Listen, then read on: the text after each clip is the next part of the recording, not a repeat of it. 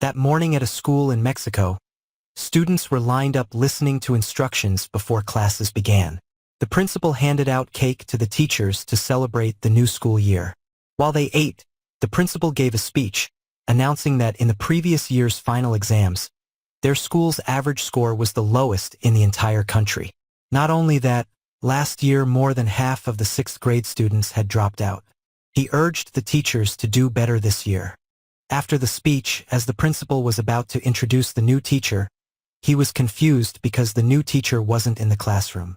As the students were about to enter, they were shocked to see desks overturned and chairs piled up at the edge of the room. Inside, the new teacher was already waiting. His name was Sergio. Sergio immediately told all the students to jump onto the overturned desks. That desk is a ship. If you don't want to drown, you have to get on board quickly. Seeing their new teacher's strange behavior, the students were stunned. When the principal was making rounds to check on all the classes, he was shocked. Why was Sergio's classroom such a mess? And why were the students busy playing ships? Just as he was about to scold them, Sergio immediately ordered his students to rescue the principal so he wouldn't drown. Because the principal was overweight, a student said their ship would sink. Hearing that, Sergio then asked what makes a ship float and how to calculate the weight a ship can carry. The students fell silent, they didn't know. Well, it turned out Sergio didn't know either.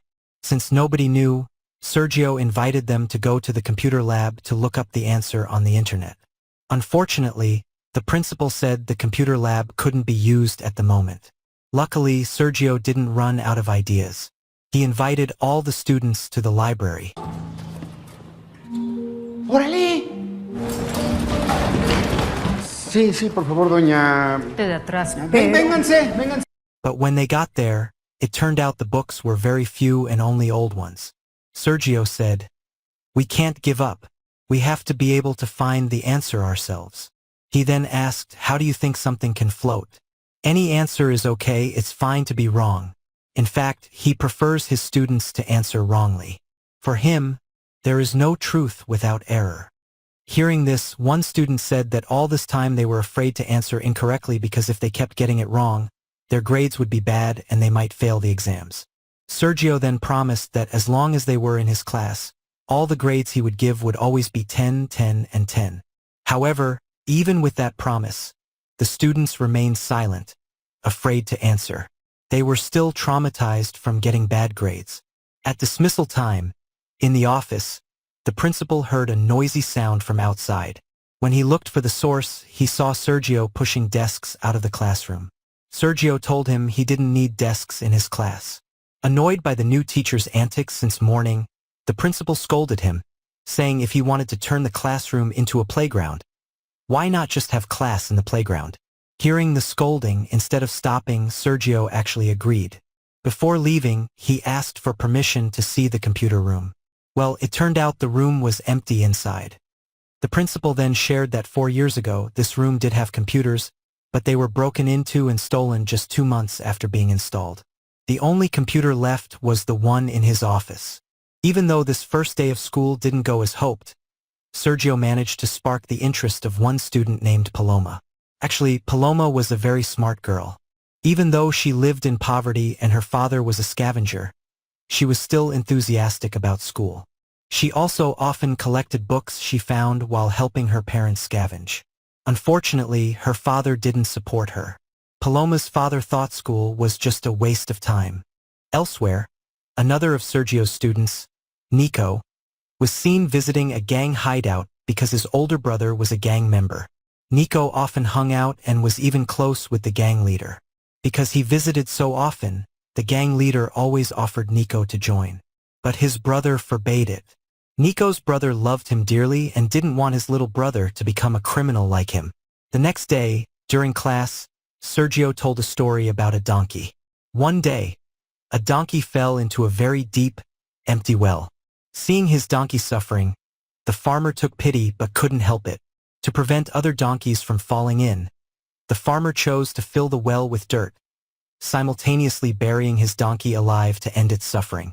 However, after shoveling dirt many times and when the well was almost full, the farmer was shocked to see the donkey suddenly jump out. turned out the donkey had been trampling the dirt being thrown in, using it as a staircase to climb up. After finishing the story, Sergio said he wanted the students in his class to be like that donkey. In life, when we face many trials or obstacles, we must trample those trials as steps to reach our dreams. Okay, that's enough story, Sergio then said. While teaching this class, he wouldn't decide what to study. He only wanted to teach what the students wanted to learn. Also, because no one spoke up about what they wanted to learn, Sergio sat back and read a newspaper. Finally, a student raised their hand and said they were still curious about how ships float. Sergio then asked, why does a balloon float in water while a bowling ball the same size as the balloon sinks? After asking, he excused himself to step out for a moment, telling the students to find the answer themselves. When he returned, Sergio asked what answers they had found. One student answered that an object can float because of its size. Another student answered because of its weight. Hearing that, Sergio was happy. Both were correct. Weight and size are concepts of density. The teacher then began explaining on the board. A masa sobre volumen, en donde densidad es superior. Pero si el volumen. What is density? It is mass per unit of volume. They then continued with a practical experiment in a water pool. When the principal came to scold him, Sergio immediately started teaching the kids how to measure the density of something abstract like a person by comparing their body to the principal's. Not long after, the dismissal bell rang. As everyone was leaving, Paloma asked Sergio if he thought she could ever become an astronaut. Hearing his student's dream, Sergio encouraged her. He believed that with hard work, Paloma could definitely achieve her goal. Paloma was happy. On the other hand, at home, when Nico's brother returned, he was confused why his younger brother was fixing a broken boat. Nico said that at school he had learned a lot about ships, so he really wanted to see if his broken boat could float on the ocean like it used to. Nico also said that if possible, he wanted to focus on school and didn't want to be involved with the gang. Hearing his brother's words, the older brother just fell silent, feeling sorry for him. Meanwhile, in the office, another teacher came to see the principal. That teacher didn't like Sergio's strange teaching methods and urged the principal to reprimand him. After work, the principal went to Sergio's house. There, Sergio explained that his teaching method was strange because he wanted the children to be enthusiastic about learning. At his previous school, over time, the number of students had decreased year by year, until finally last year not a single child enrolled. So, when he moved to this new school, he didn't want to lose his students again. Hearing this story, the principal softened. He then allowed Sergio to teach with his strange methods. Because he had gotten permission, that kid, Sergio, pushed his luck. He even asked the principal to help him teach. Fueron 7 centímetros. Es por los niños.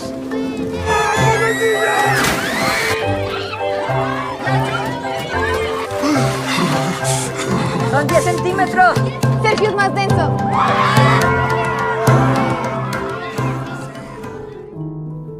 Es por los niños. This is for the children, he said. Months passed. One morning when Sergio entered the classroom, Nico had already arrived early. When asked why he came so early for once, Nico shyly asked how to get a girl to like him. Calmly, Sergio answered, "Make her feel special." He then showed a brochure for an astronomy scholarship program and told him to give it to Paloma because Paloma really liked outer space. Nico was confused about how Sergio knew which girl he liked. But when Sergio tried to put the brochure in Nico's bag, Nico reflexively grabbed his bag. Seeing the boy's reaction, Sergio realized there must be something illegal in his bag. However, Sergio didn't want to force him to show it. He believed a smart boy could decide his own path in life. After school, Sergio went to the principal's office and reported that a student was carrying illegal items. But when asked the student's name, Sergio refused to tell. Actually, he just wanted to vent. He believed his student could solve his own problems, but he also felt sorry because that student was still just a kid. Hearing Sergio's venting, the principal said, "If you don't want to report it, then why come here? You're just giving me a headache." Elsewhere, as Nico and Paloma walked home together, Nico showed her the brochure from Sergio. encouraging her that she could definitely get into that school. Because Nico was being so attentive, Paloma invited him to stop by her house. She had something to show him. At home, Paloma got a telescope and took Nico up to the garbage dump mountain to see the rocket launch site. Paloma told him her plan. The world's largest rocket would be launched there. She made Nico promise to accompany her to watch the rocket launch together later.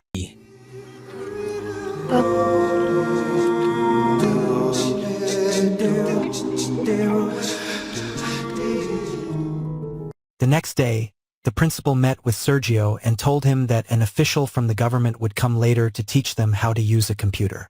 Hearing the news, Sergio was happy. Finally, this school could have computers. However, when all the students had gathered waiting for the new computers, it turned out there were no new computers. The government official only explained how computers worked using a giant drawing board. Disappointed, Sergio left. When school was dismissed, Paloma's father was seen waiting for Sergio in front of the school. He was angry. Why was he giving weird scholarship brochures to his daughter? Poor families like theirs should focus on earning money, not wasting time on school. Even though Sergio tried to convince him that Paloma was a smart girl, her father didn't believe it. Even if she were smart, he still didn't want his daughter to have hopes that were too high. He was worried she would be disappointed when facing reality. Hearing that, Sergio just fell silent. The next day on the street, the principal ran into Sergio, who was walking. The principal offered him a ride in his car and asked, "Where's Sergio's car?" Sergio told him he had sold his car yesterday to buy a laptop so the students in his class could learn about the internet. The principal was shocked. Why would he go to such lengths just for his students?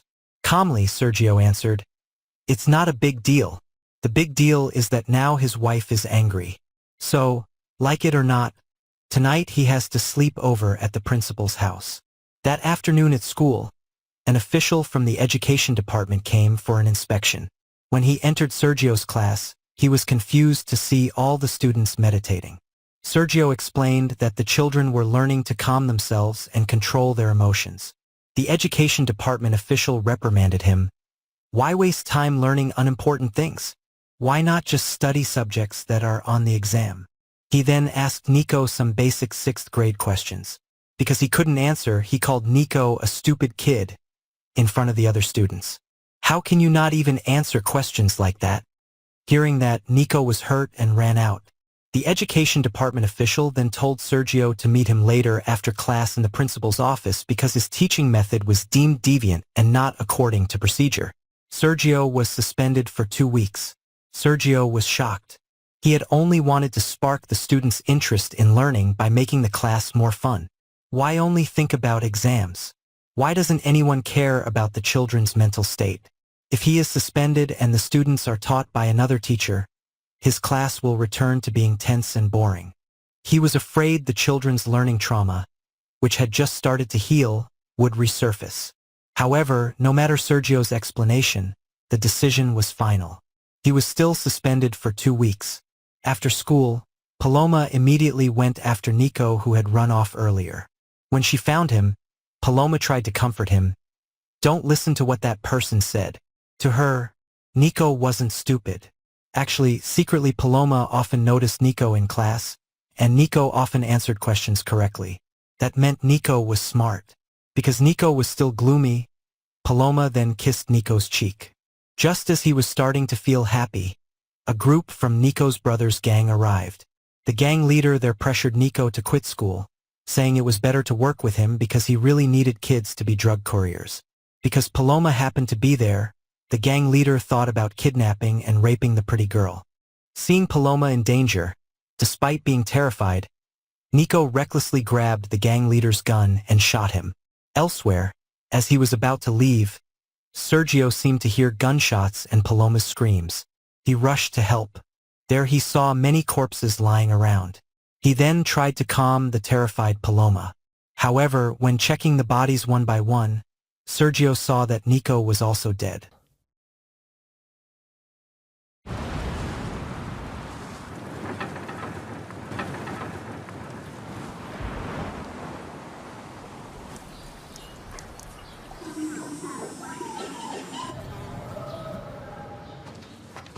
Weeks passed since the incident. Even though his suspension ended today, Sergio still hadn't come to school and there was no news. Worried, the principal decided to visit his house. At home, Sergio didn't want to come out. He kept locking himself in his room. The principal, unwilling to give up, said he would wait there until Sergio was willing to talk to him. Hearing that, Sergio finally came out. Crying, Sergio said he had failed as a teacher. If back then, when he found out Nico was carrying illegal items, he should have helped. Not let a kid that small solve the problem on his own. Seeing Sergio keep blaming himself, the principal told him that honestly, since Sergio's arrival, he was happy to see the kids in class become more eager to learn. Even students from other classes were jealous of Sergio's class. Even though we lost Nico, remember the other students still need Sergio. Especially now that Paloma hasn't come to school for days. Maybe only Sergio can bring Paloma back to school. Hearing the news, Sergio hurried off. Arriving at Paloma's house, Sergio tried to persuade his student to return to school. But Paloma couldn't. Her father wouldn't allow it. She thanked Sergio for always supporting her and making her believe she could achieve her dreams. But it turned out belief alone wasn't enough. A poor kid like her had to accept bitter reality. Not wanting to force her, Sergio reluctantly respected Paloma's decision. As he was about to leave, Paloma's father handed over the telescope his daughter had borrowed from school. Looking at the telescope, Sergio told him that Paloma had never borrowed anything. That telescope was Paloma's own creation. You should be grateful to have such a beautiful and smart daughter. If supported, her future could be very bright. After Sergio said goodbye and left, because he still didn't believe it, Paloma's father searched his daughter's room. He then found a pile of books that Paloma had hidden. Seeing all that, the father felt deep regret. He realized that all this time, he had been hindering his own daughter's dreams. Before heading home, Sergio and the principal stopped by Nico's house. Since Nico and his brother had died, the house was now empty. Out back, Sergio saw the boat that Nico had just finished repairing. Smiling, Sergio pushed the boat out to sea.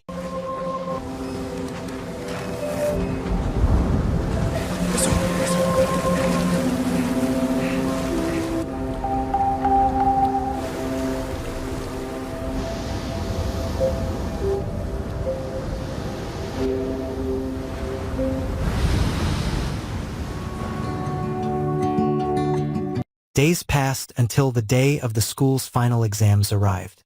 That morning, Sergio was seen sitting alone in the classroom, waiting for his students to arrive while reminiscing about the moments from a year of teaching. Not long after, the students came one by one. Sergio then told them to get ready at their desks. However, as the exam was about to start, Paloma still hadn't arrived. Sergio kept staring at the gate, hoping for his students' arrival. Finally, just as the gate was about to be closed, at the last second, Paloma appeared. Sergio was very relieved. Before the exam started, Sergio asked all his students to gather first. Holding back tears, Sergio thanked them. Sergio reminded them of the enjoyable things they had experienced together in class. All right, you are all smart kids and will definitely do well on this exam. Whatever the result, he will still be proud, very proud of each of them. After hearing motivation from their teacher, the students returned to their seats. Confidently, they began their final school exams.